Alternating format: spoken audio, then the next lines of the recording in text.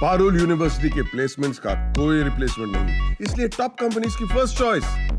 आप तो समझ ही गए होंगे। Join Parul university, Vadodara, Gujarat. मेरे केस में तो सपोर्ट नहीं है। Conversion therapy is not legal. I faced a lot of discrimination and a lot of rejection. लोगों ने मुझे नौकरी देने से मना किया बिकॉज ऑफ माई आइडेंटिटी। बहुत रिजिड स्ट्रक्चर को एक तरह से एनफोर्स किया जा रहा है। मेरे जो साथी हैं जो यूएस में हैं, जिनसे मेरी बात होती रहती है, तो वहाँ पे अभी जो हालात हैं वो बहुत ही बुरे हैं। हेलो, आज हमारे साथ राघवी शुक्ल हैं जो ट्रांसजेंडर वकील हैं, दिल्ली कोर्ट और हाई कोर्ट में प्रैक्टिस करती हैं, उत्तर प्रदेश की रहने वाली हैं, क्वीर राइट्स के लिए उनके अधिकारों के बारे में बात करती हैं। आज हम उनसे बात करेंगे। नमस्ते मैम, कैसी हैं आप? मैं बहुत अच्छी हूँ, आप कैसे हैं? मैम मैं भी बिल्कुल ठीक हूँ। हम बिल्कुल शुरू से शुरू करेंगे कि मतलब आप अपनी लाइफ की जर्नी के बारे में थोड़ा सा हमें बताइए। मैं पैदा हुई कानपुर में, मेरा जन्म कानपुर का, मेरी पढ़ाई कानपुर की। उसके बाद मैंने लॉ किया दिल्ली यूनिवर्सिटी से और अब आपके सामने हूँ, प्रैक्टिस कर रही हूँ कोर्ट्स में। मैम मैं जानना चाह रही थी कि आपकी लाइफ में आपके घर वालों का कितना सपोर्ट रहा, क्योंकि हमारी लाइफ में क्या होता है कि जनरेशन गैप है हमारे पेरेंट्स में और हमारे अंदर। कई बार ऐसे होते हैं कि वो हमारी कोई बात समझ ही नहीं पाते हैं, तो फिर उनका कितना सपोर्ट रहा? मेरे केस में तो सपोर्ट नहीं है और मेरे कज़न्स हैं, ऐश्वर्या, राशिका, श्रेव, उनका बहुत सपोर्ट है। बट उसके अलावा because I am a single child of a single mother, so it makes things a bit more complicated. But I hope someday support हो जाए। बट मुझे लगता है कि जो लोग ये देख रहे हैं उनको मैं यही मैसेज दूंगी कि कई बार आप जो चीज़ें एक्सपेक्ट करते हो, जो चीज़ें चाहते हो, वो नहीं मिलती हैं। And I think that's completely fine. You have to keep living, you have to continue somehow. जब किसी को अपनी फीलिंग्स के बारे में पता चलता है तो वो अपने पेरेंट्स से एक्सप्रेस करते हैं कि मैं ये फ़ील करता हूँ या करती हूँ, तो पेरेंट्स ये चीज़ एक्सेप्ट नहीं करते हैं तो वो डॉक्टर के पास लेकर जाते हैं फॉर कन्वर्जन थेरेपी या झाड़ फूँक करवाने के लिए लेकर जाते हैं। तो क्या ये चीज़ें इलीगल है, बट कोर्ट की तरफ से ऐसा कुछ नहीं है कि ये इलीगल होनी चाहिए, और डॉक्टर्स उन्हें ये बोलते हैं कि हम आपको नॉर्मल कर देंगे, जबकि डॉक्टर्स को ये नहीं पता है कि वो ऑलरेडी नॉर्मल हैं। तो इसके लिए कुछ कानून को क्या करना चाहिए? नहीं, देखिए, कोर्ट की तरफ से भी ये इलीगल है, सरकार के गाइडलाइंस के हिसाब से भी ये इलीगल है। So conversion therapy is not legal. Medical council की गाइडलाइंस के हिसाब से भी इलीगल है। तो बट द थिंग इज़ कि वो अभी भी प्रेवलेंट है। इलीगल होने के बावजूद बहुत ही ज़्यादा बड़े पैमाने पे, बहुत लार्ज स्केल पे कन्वर्जन थेरेपी अभी भी हो रही होती है, चाहे वो मेडिकल के रूप में हो, चाहे वो मेडिकल इंटरवेंशन हो, चाहे वो कोई आपको स्पिरिचुअल इंटरवेंशन लेके आए और बोले कि किसी बाबा के पास लेके चले जाओ और वो ठीक हो जाएगा। तो आज भी वो हो रहा होता है, मगर it is completely illegal. So action can be taken against you if you are involved in conversion therapy. Okay. Supreme court में कितनी जगह है LGBTQI की? क्योंकि सौरभ कृपाल का मामला आपने सुना ही होगा, उनकी सिफारिश लगाई कॉलेजियम की तरफ से, बट वो जज नहीं बन पाए। तो कितने राइट्स हैं, कितनी जगह बनाई गई है उनके लिए? मुझे लगता है सौरभ, मेनका, अरुंधति, कनमनी, ये कुछ ऐसे लॉयर्स हैं जिनके काम करने की वजह से I think I am here, और वो लोग अभी भी कर रहे हैं। उन लोग का बहुत ज़्यादा I think support and mentorship and guidance I have received. So, and there is a lot of queer representation that we see, I think bar ke level pe, but if you talk about bench, then there is no visible representation or no openly queer representation that you see bench में, by which I mean कि judges की अगर आप बात करें, but there are lawyers, some are out about it, some are closeted, but there are, and I think things are changing. However, I think जिस तरह से सोसाइटी इवॉल्व हो रही होती है, उसका असर और रिफ्लेक्शन बाकी सारे जगहों पे भी दिखता है, चाहे वो लीगल प्रोफेशन हो, चाहे वो कोई भी क्षेत्र हो। तो सोसाइटी का रिफ्लेक्शन ही वहाँ पे दिख रहा होता है। जिस तरह का सोसाइटी में रिप्रेजेंटेशन है माइनॉरिटी कम्युनिटीज़ का, वही रिप्रेजेंटेशन आप देख रहे होते हैं लॉ में। तो चाहे महिला जजेस हों, चाहे मुस्लिम जजेस हों, चाहे दलित जजेस हों, चाहे क्वेयर जजेस हों, वो आप देखेंगे कि उनका रिप्रेजेंटेशन इतना नहीं है, और वो भी एक सोसाइटी का, एक समाज का रिफ्लेक्शन है। सोसाइटी की आपने बात की। कई लोग अपने प्रोफ़ेशन में अपनी आइडेंटिटी नहीं बताते हैं, उन्हें लगता है लोग क्या सोचेंगे। तो क्या वकालत में भी ऐसी ही चीज़ होती है, कोई भेदभाव होता है?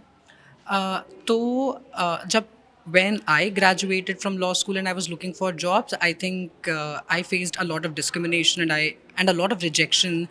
लोगों ने मुझे नौकरी देने से मना किया because of my identity.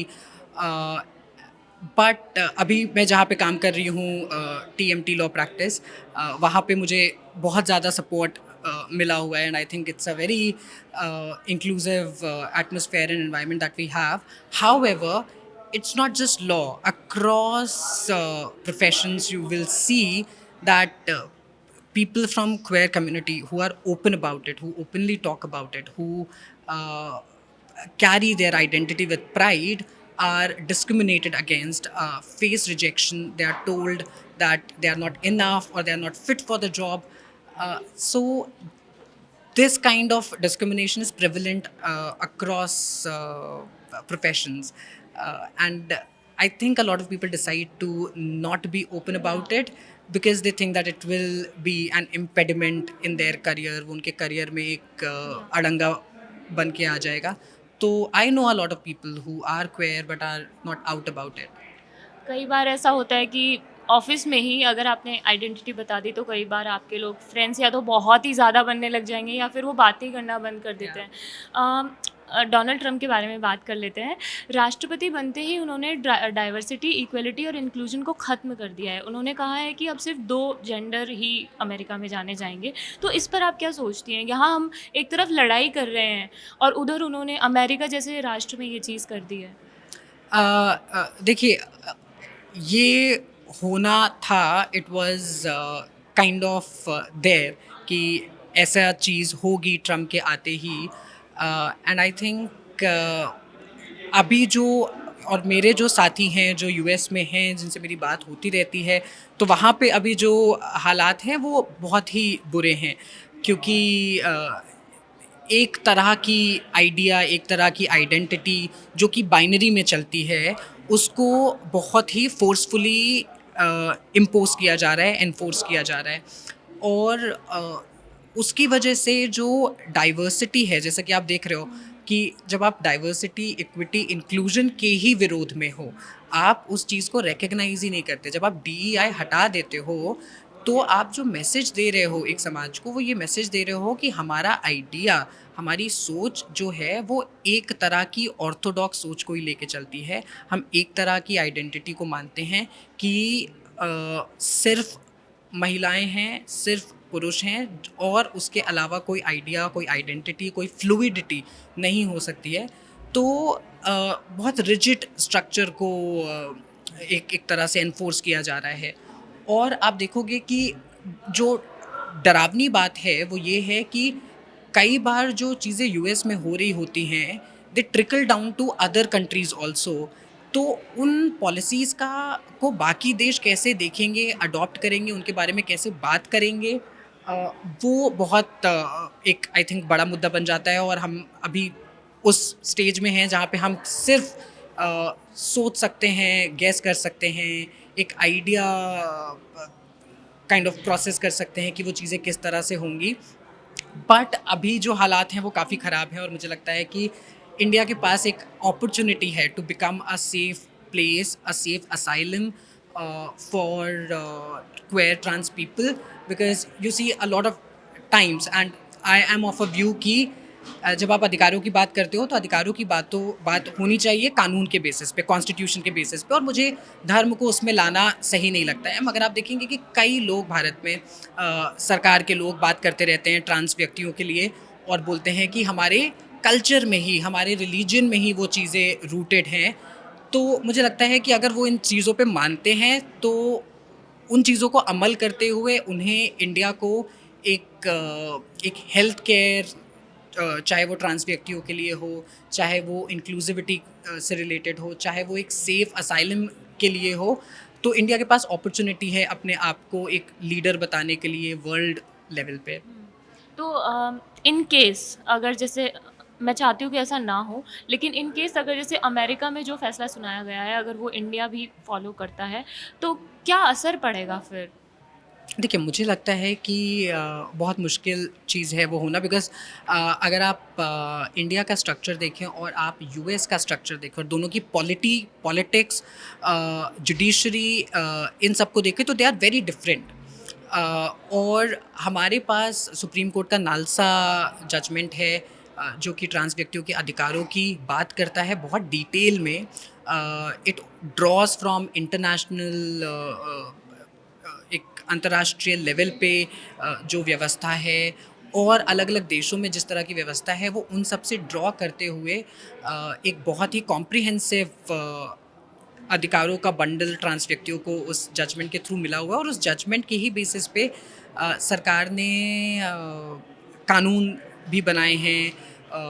उनका इम्प्लीमेंटेशन कैसा है कैसा नहीं है वो अलग बात है, बट मुझे लगता है कि इंडिया में जिस तरह से एक क्वेयर ट्रांस लोगों का एक इतिहास रहा है और वो इतिहास से जुड़े रहे हैं, और सरकारें भी जो आती रही हैं वो अलग अलग तरह से ट्रांस एक वोट बेस को देखती रही हैं और अलग तरह से ट्रांस आइडेंटिटी को यूज़ करती रही हैं।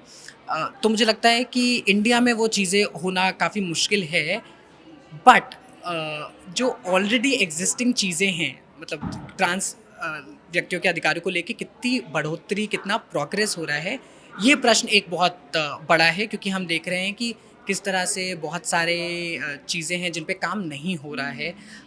उनके अधिकारों की बात तो होती है, कानून बनते हैं, मगर इम्प्लीमेंटेशन नहीं हो पाता है ढंग से, एग्जीक्यूशन नहीं हो पाता है ढंग से। जो जजमेंट्स हैं, उनके डायरेक्शंस जो हैं, चाहे वो सेंसिटाइजेशन को लेके हो, चाहे वो अवेयरनेस को लेके हो, वो सारी चीज़ें नहीं होती हैं। तो मुझे लगता है कि पेपर पे खाली रह जाती हैं बहुत सारी चीज़ें और ज़मीनी हकीकत तक नहीं पहुंचती हैं, तो उनको हकीकत तक पहुंचाना ज़रूरी है। और मुझे लगता है कि इन भारत के लोगों को भी जो यूएस में क्वेयर ट्रांस समुदाय के लोग हैं उनके लिए बात करनी चाहिए, उनके लिए खड़े होना चाहिए, क्योंकि हम सब एक तरह से तो वर्ल्ड इज़ अ फैमिली। तो या thank you so much ma'am, happy women's day. Same to you, thank you. ये आपने राघवी शुक्ला जी की सारी बातें सुनी, और प्लीज़ कुछ भी बोलने से पहले, कहने से पहले थोड़ा सा सेंसिटिव होइए। अपनी फीलिंग्स के बारे में आप जैसा फील करते हैं, उनकी रिस्पेक्ट करते हैं, वैसे सामने वाले की फीलिंग्स की भी रिस्पेक्ट करिए। मैं मनीषा हूँ, आपके लिए वीडियो शूट किया था मेरे दोस्त दुष्यंत ने।